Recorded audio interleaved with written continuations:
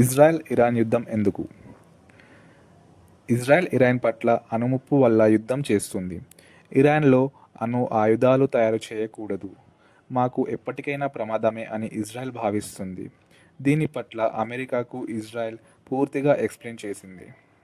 అందుకు America support తెలిపింది. అదేవిధంగా ఇరాన్పై ట్రంప్ తీవ్ర వ్యాఖ్యలు చేశారు.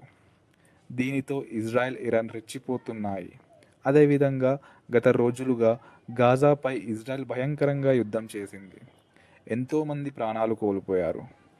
వాటన్నిటిని పరికరిస్తే తప్పంతా ఇజ్రాయెల్దే కనబడుతుంది. చిన్న పెద్ద తేడా చూడకుండా యుద్ధం చేస్తుంది.